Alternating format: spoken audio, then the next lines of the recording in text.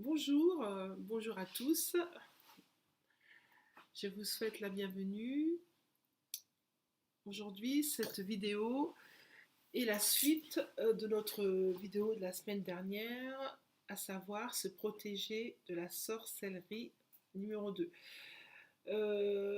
J'ai prévu en effet de faire une suite parce que j'avais pas assez exploré euh, la partie malédiction générationnelle. Voilà, c'est ça. Bien sûr, la sorcellerie a toujours son importance et dans notre vie, mais il y a aussi une partie de blocage dans nos vies qui est générationnelle, c'est-à-dire qui est liée à, à des choses que nous faisons, c'est-à-dire avoir l'idolâtrie. Je vais prier pour commencer cette session dans votre présence. C'est une grande grâce pour moi de parler de Dieu, de parler de Jésus-Christ. C'est une grande grâce, c'est une grande fierté de pouvoir le faire. Père, je te prie dans le nom de Jésus pour ce moment que je vais passer avec les personnes qui m'écouteront, Seigneur. Je prie, Père, que tu mettes les paroles dans ma bouche, Père. Je prie, Père, que je puisse être guidée par ton esprit uniquement, Seigneur. Et je chasse au nom de Jésus tout esprit malveillant, tout esprit qui veut m'empêcher de dire les mots que tu as prévu que je dise pendant cette session, de cette deuxième partie, de se protéger de toute forme de sorcellerie. Je prie, Père, que toutes les personnes qui vont m'entendre, Seigneur, soient touchées et que ta parole révèle les blocages qu'ils puissent avoir dans leur vie pour pouvoir les aider. Dans le nom de Jésus, j'ai prié. Amen. Alors, pour commencer, je vais commencer effectivement à, à détailler ce qu'est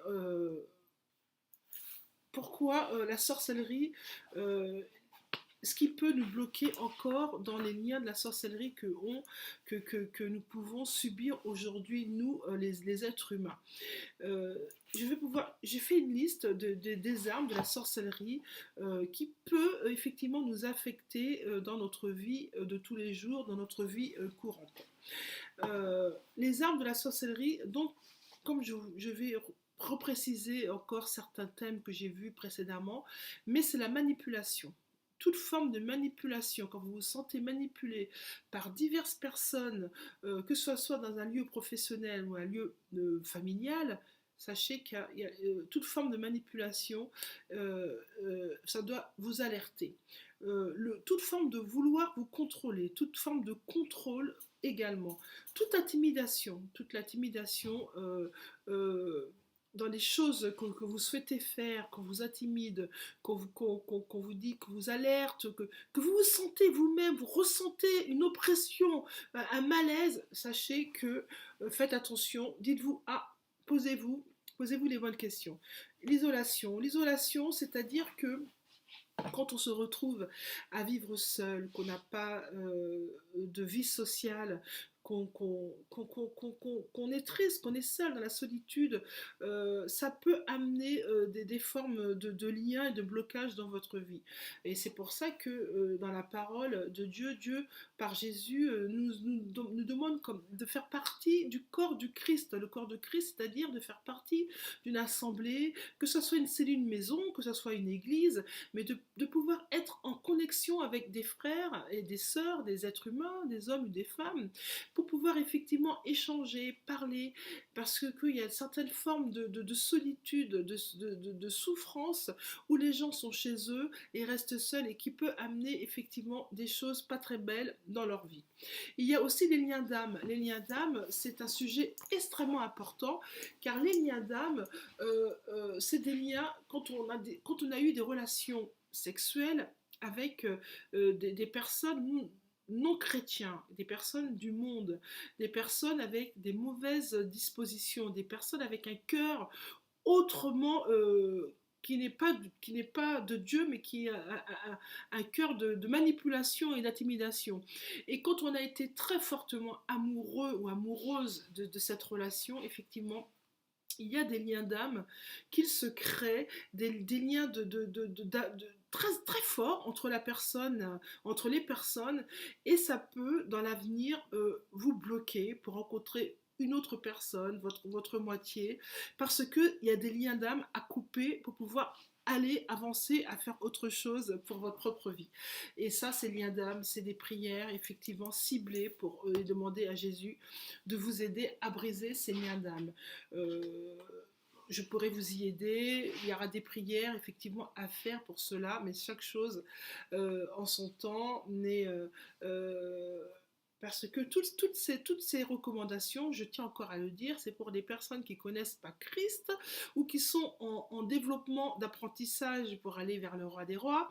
Et c'est pour vous aider à prendre votre décision et à choisir la bonne décision qui est de vivre en Christ. Et c'est juste extraordinaire.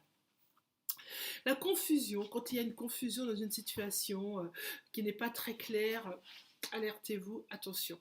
Le manque d'identité personnelle, quand on ne sait pas qui on ne sait pas qui on est et les valeurs qu'on peut avoir de notre propre personnalité. Et quand on est indécis, quand on a plusieurs personnalités, ça, c'est pas bon non plus. La maladie. J'ai mis la maladie parce que la maladie, effectivement, ça peut générer pas mal de situations compliquées et ouvrir les portes à la sorcellerie et aussi en faire partie de la sorcellerie parce qu'il y a des sorciers, des sorcières qui jettent des sorts et qui emmènent la maladie sur certaines personnes. Il y a les divinations, toutes sortes de divinations. Comment on appelle, les voyantes, les marabouts, toutes les personnes, les féticheurs, toutes les personnes qu'on va voir pour avoir un guide pour notre avenir, sachez qu'il y a des liens qui se créent. C'est pas des liens d'âme, mais un lien qui se crée entre vous et la personne que vous allez voir pour pouvoir voir les divinations d'avenir. C'est vraiment pas bon du tout, parce que ces personnes qui vous parlent, qui ont des divinations, ont un esprit, qui le font avec un esprit, on n'est pas forcément l'esprit de Dieu. Ça peut, si c'est pas l'esprit de Dieu, c'est l'esprit du mal. Je vais vous lire un verset biblique. Je termine ma liste et je vais vous lire un verset biblique qui sera très exhaustif pour comprendre ce que j'essaye de vous expliquer. Il y a des jeter des sorts, il faut faire attention à nos paroles. Dans certaines réflexions que nous puissions avoir, on a tendance à peut-être dire des choses dans la colère, et c'est en une forme on appelle ça jeter des sorts involontairement. Donc il faut faire attention à nos paroles, à nos actes. Les fétiches. Alors les fétiches, beaucoup de personnes portent des sortes de porte-bonheur ou des fétiches. Alors ça, attention, danger. Parce que dans certains fétiches qui ont été faits par des sorciers, par des marabouts, par des gourous, dans ces fétiches, effectivement, il y a à l'intérieur de ces fétiches, il y a une protection spirituelle, maléfique, qui vous protège contre effectivement des accidents, qui vous permet de trouver un travail, ou etc., que sais-je.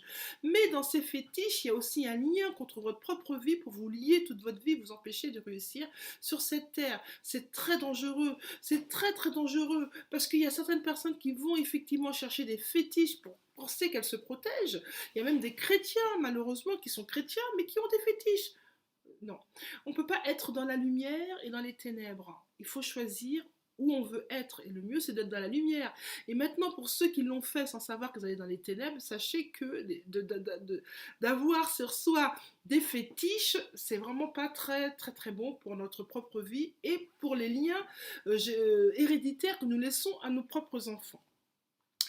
Il y a aussi des sacrifices et des rituels. Alors ça, c'est encore, ça pourrait être un thème à lui tout seul. Les sacrifices et les rituels qui sont totalement maléfiques, totalement mauvais, totalement démoniaques, de faire un sacrifice sur nos propres enfants ou sous des collègues de travail, sous prétexte qu'ils nous aiment pas, ou de faire des rituels maléfiques, c'est totalement mauvais et ça nous lie pour notre vie. Les malédictions, toutes sortes de malédictions qu'il peut y avoir dans nos vies, et ça, on va y revenir. La guérison satanique, parce que figurez-vous que certaines personnes peuvent aller voir des sortes de gourous, des êtres humains, pour se faire guérir de certaines maladies, et dans ces maladies, effectivement, elles sont guéries, mais en étant guéries, puisque ces personnes-là n'avaient pas Christ, elles les ont guéries par une entité maléfique qui leur donne une puissance très éphémère, mais qui a le temps de vous lier en vous guérisant par d'autres entités maléfiques. Alors au final, vous savez, il vaut mieux se mettre ses genoux à terre et prier que d'aller voir ce genre de personnes pour se guérir. Bon. L'occultisme en toute forme, dans toutes ses formes, et ça c'est des portes ouvertes directement dans votre vie pour vous lier, et pour vous lier pendant longtemps. Il y a aussi, ça c'est un sujet que beaucoup de personnes peuvent très bien ne pas comprendre, mais je vais quand même en parler, c'est la transformation des gens en bêtes égale animaux. Ça existe. Dans la sorcellerie pure et dure, il y a beaucoup de choses qui existent que beaucoup de personnes n'ont pas cette révélation. Vous savez, le manque de révélation dans le monde spirituel qui nous entoure est un piège. Et Satan se joue de ça. Parce que le fait que vous soyez dans dans le manque de révélation et le manque de connaissance, ça vous tue en fin de compte. Parce que vous n'avez pas ce que Dieu voudrait que vous ayez. Donc, moi, cette chaîne, elle est aussi pour vous révéler les choses qui se passent dans le monde spirituel, pour vous aider à marcher en Christ, Jésus-Christ. Et le mensonge et la déception. Alors, les mensonges, quelqu'un qui ment à répétition pour un oui, pour un non, ou pour des choses justifiées ou non, le mensonge est bien évidemment pas voulu, parce qu'il existe un esprit de mensonge qui peut justement vous choper vos petits mensonges et en faire des mensonges chroniques et lier votre vie par des mensonges et des déceptions sur votre vie. Je vais à présent vous lire un verset biblique qui est très important et qui explique tout ce que je viens de vous lire. C'est le Deutéronome 18, versets 9 à 14. Alors, je cherche mes lunettes, les voici. Excusez-moi. Alors, je vous lis le Deutéronome 18, versets 9 à 14. Quand tu seras entré au pays que l'Éternel ton Dieu te donne, tu n'apprendras point à faire selon les abominations de ces nations-là. Il ne se trouvera personne au milieu de toi qui fasse passer par le feu son fils ou sa fille. Tu ne trouveras personne de devin qui se mêle de deviner, ni de pronostiqueur de temps, ni aucun qui use d'augure, ni aucun sorcier, ni enchanteur qui use d'enchantement. C'est Dieu qui dit ça. Ni homme qui consulte l'esprit de Python, ni diseur de bonne aventure, ni aucun qui interroge les morts. Car, écoutez, c'est très très bon et c'est très fort. Car quiconque fait ces choses est en abomination à l'Éternel. Et à cause de ces abominations, l'Éternel, ton Dieu, te chasse de ces nations-là, et à cause de ces abominations, l'Éternel, ton Dieu, chasse ces nations-là de devant toi. Tu agiras en intégrité avec l'Éternel, ton Dieu.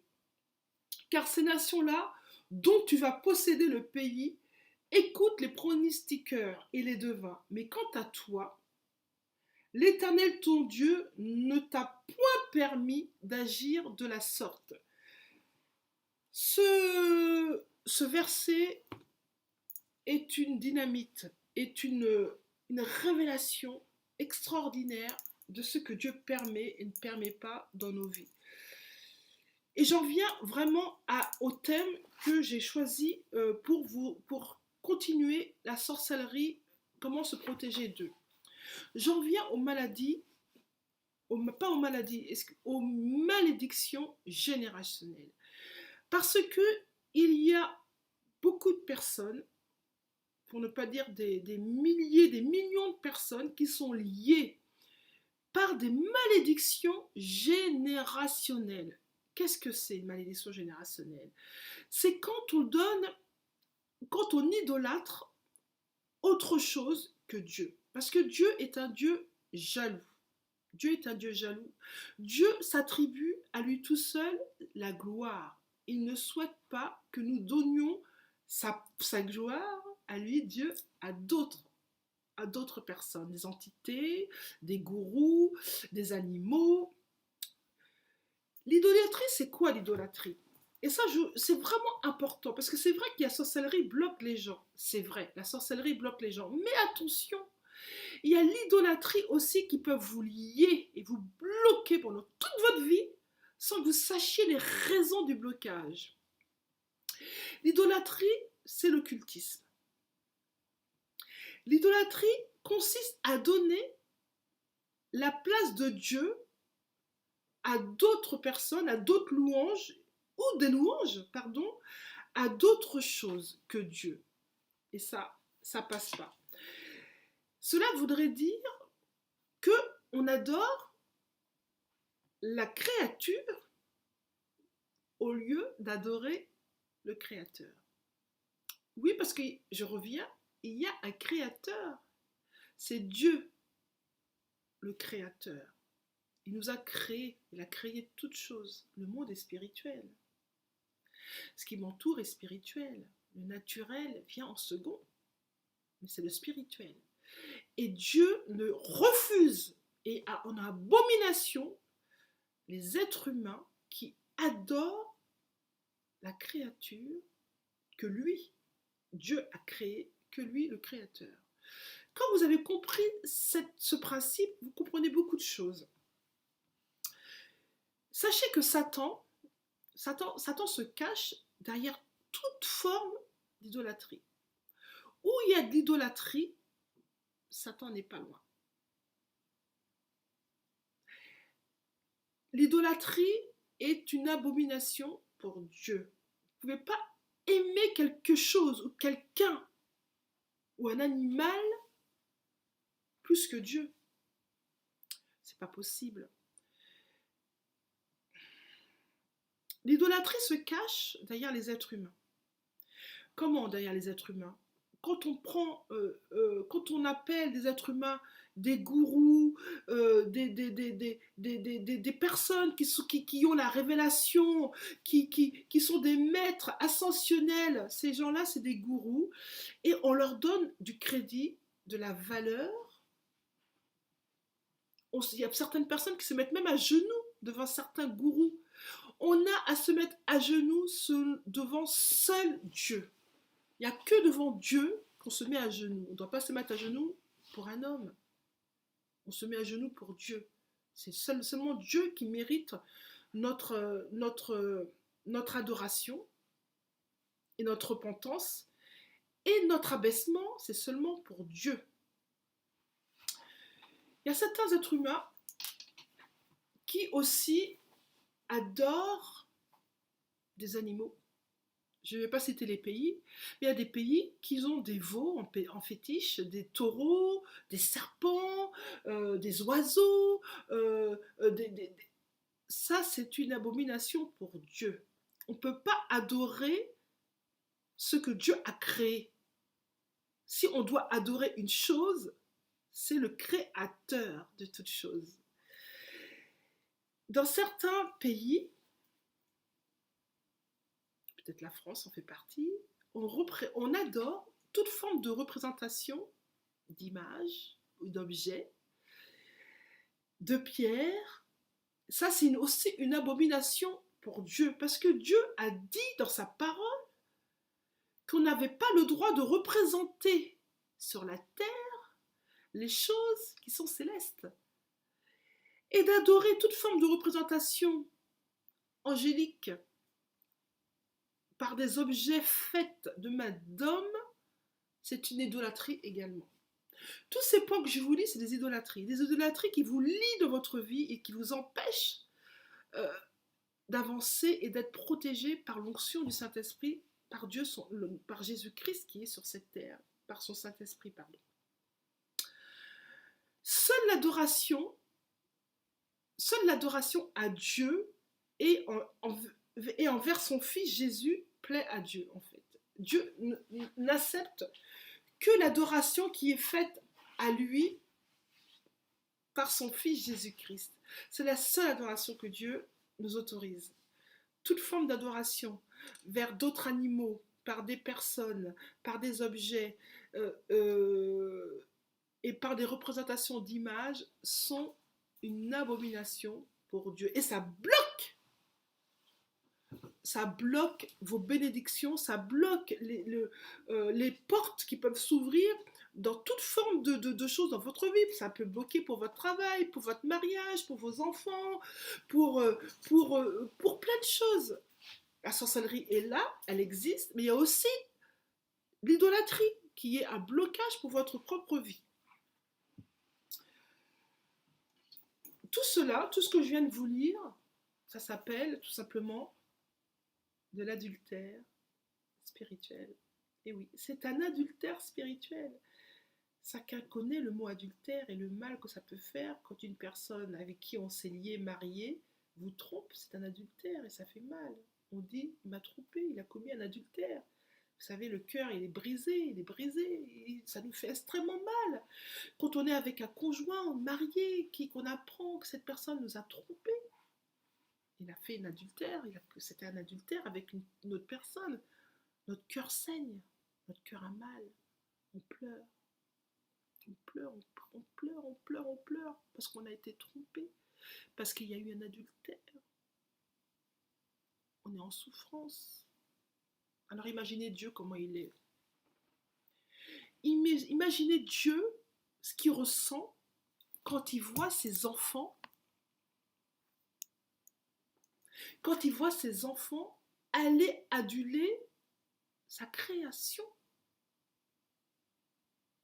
Imaginez la souffrance, la peine que Dieu a dans son cœur quand ses enfants font ce que je viens de vous citer. Bien sûr qu'il a mal. Il avait tellement mal qu'il a fait venir, Jésus est descendu sur la terre, fait homme. Jésus est un Dieu. Il est Dieu. Jésus est Dieu. Il est descendu sur la terre pour nous sauver. Tellement il avait mal. Tellement il avait mal. Il s'est sacrifié à la croix, son sang a coulé, son corps a été meurtri pour nous dégager de toutes ces formes de malédiction. C'est en Jésus qu'on est délivré de ce genre de choses. L'idolâtrie, c'est quelque chose de terrible. Satan piège par l'idolâtrie des millions et des millions et des millions et des millions de vies. Oui, des millions et des millions. Parce que où il y a de l'idolâtrie, il y a des esprits mauvais.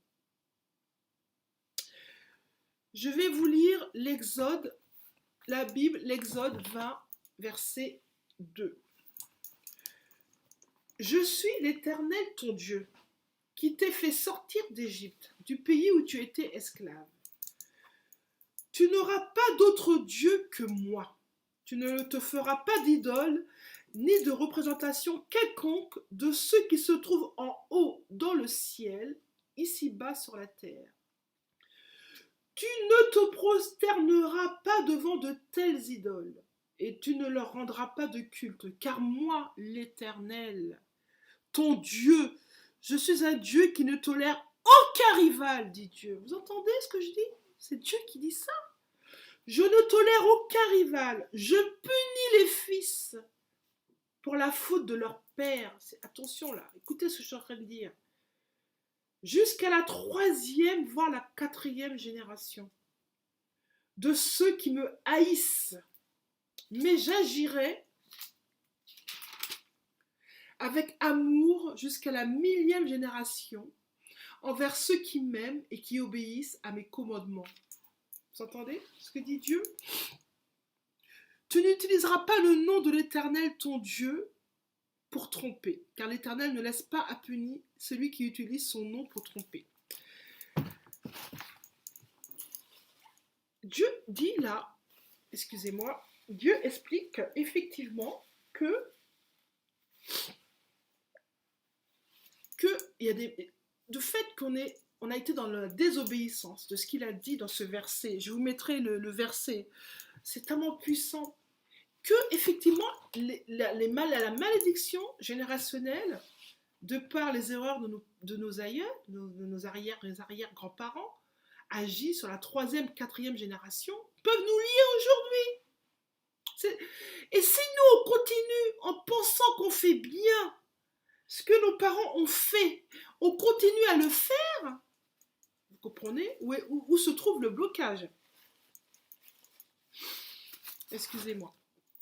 Donc,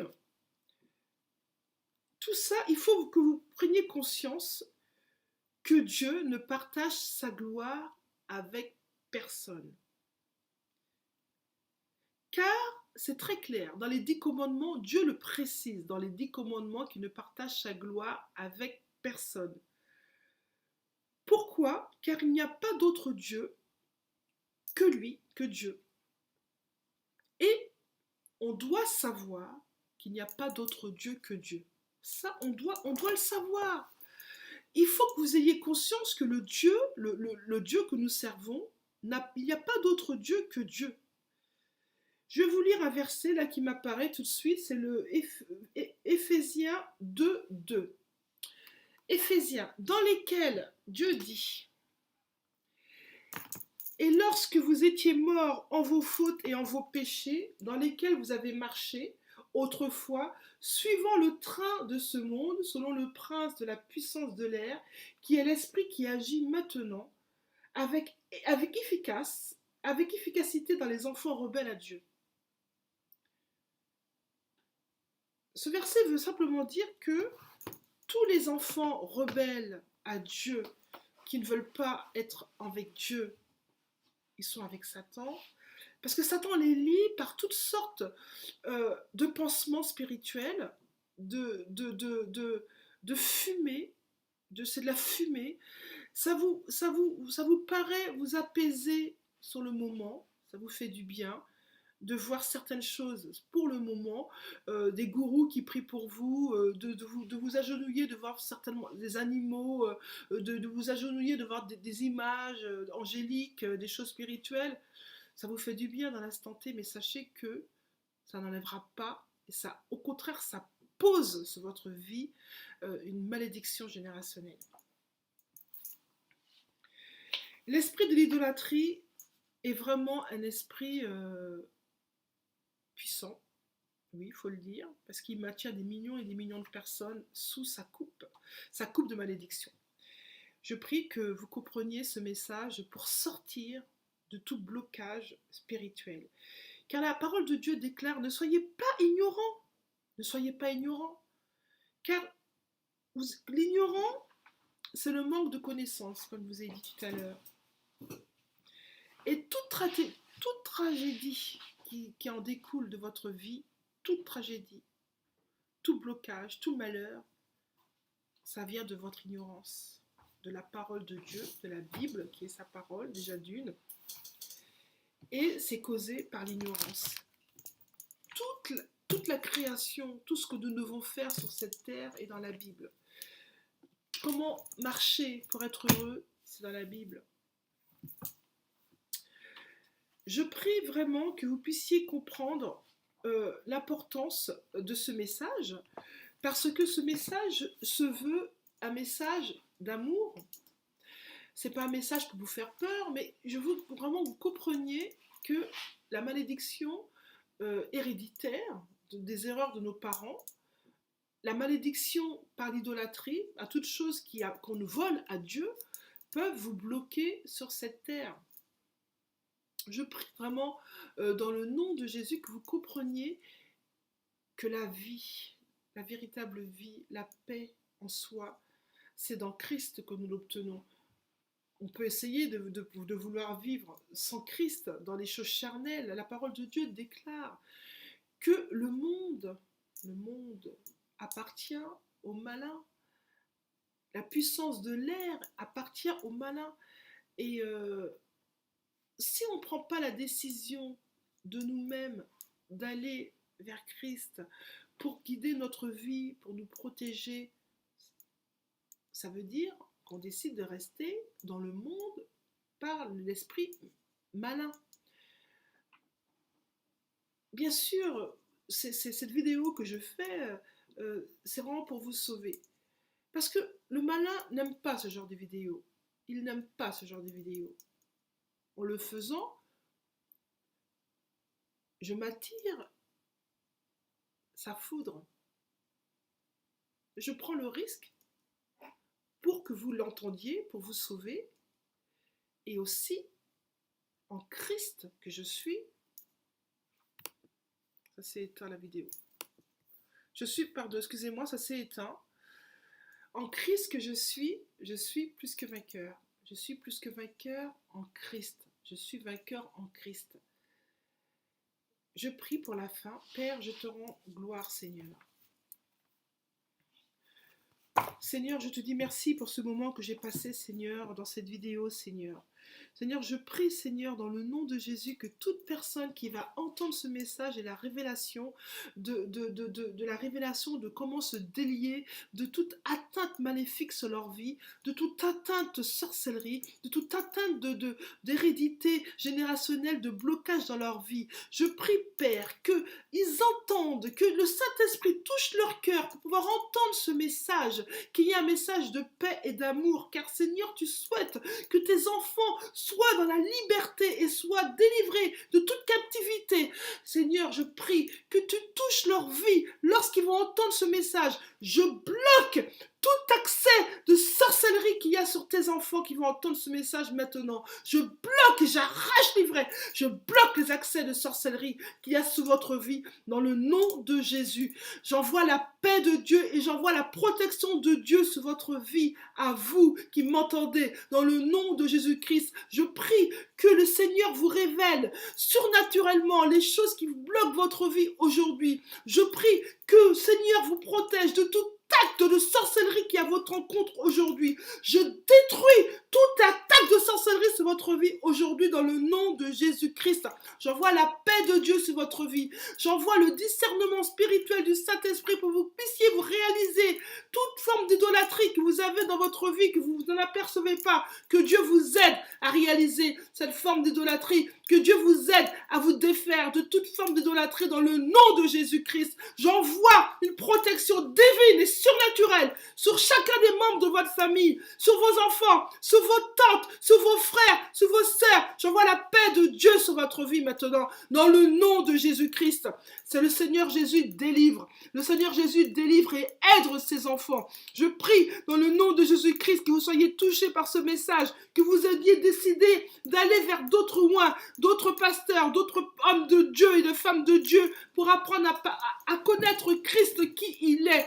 Je prie dans le nom de Jésus que vous preniez l'habitude de lire quelques versets, des versets bénissants qui ouvrent votre entendement, qui ouvrent votre vie, votre monde spirituel, s'ouvrent, que vous puissiez voir les choses qu'il y a devant vous, les choses spirituelles sont plus présentes que les choses naturelles. Je détruis tout esprit d'oppression qu'il y a dans votre vie dans le nom de Jésus-Christ. Je détruis tout esprit de divination qu'il y a dans votre vie dans le nom de Jésus-Christ. Je détruis tout esprit d'idolâtrie qu'il y a dans votre vie dans le nom de Jésus-Christ. J'envoie la paix de Dieu dans votre vie.